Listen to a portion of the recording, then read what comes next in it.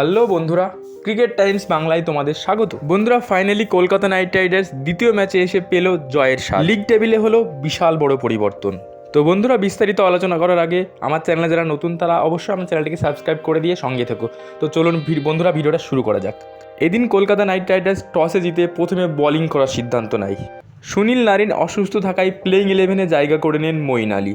বন্ধুরা, বৈভব অ্যারোরা থেকে হর্ষিত রানা, মঈন আলী এবং বরুণ চক্রবর্তী তারা সকলেই দুরন্ত বল করে এবং প্রত্যেকটা যাদের নাম করলাম তারা কিন্তু দুটো করে উইকেট পেয়েছে। এবং বন্ধুরা, সুনীল নারিনের অনুপস্থিতি কিন্তু মঈন আলী কখনোই বুঝতে দেয়নি। দুর্দান্ত স্পিন বোলিং করেছেন মঈন আলী এবং বরুণ চক্রবর্তী। জাস্ট 8 ওভারে মাত্র তারা 40 রান দিয়েছে, যেখানেই রাজস্থানের মোটামুটি মাজা ভেঙে দিয়েছে বলতে পারো।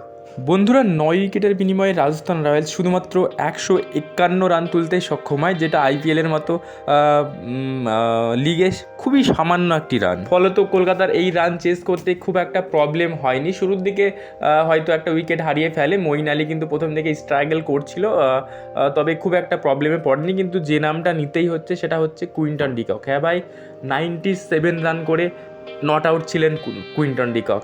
ভাবো, 150 রানের মধ্যে কুইন্টন ডিককই মোটামুটি 100 রান করে ফেলেছে। দুর্দান্ত ব্যাট করেছেন। গত ম্যাচে যারা তাকে নিয়ে ট্রোল করছিল তাদের মুখ পুরো ঢেকে দিয়েছেন। সঙ্গে আঙ্ক্রিশ রঘুবংশী কুইন্টন ডিককের সঙ্গে স্ট্রাইক রোটেট করে গেছেন এবং দুরন্ত খেলেছেন তিনি। যেটা খেলার দরকার যেই মুহূর্তে, সেই মুহূর্তে কিন্তু সেই দায়িত্বটা দুরন্তভাবে পালন করছেন আঙ্ক্রিশ রঘুবংশী।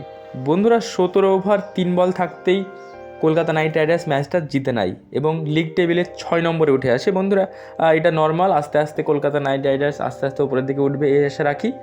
বন্ধুরা, ভিডিওটা এখানেই শেষ করছি। ভালো লাগলে লাইক, কমেন্ট, শেয়ার, সাবস্ক্রাইব করে দিও। ধন্যবাদ।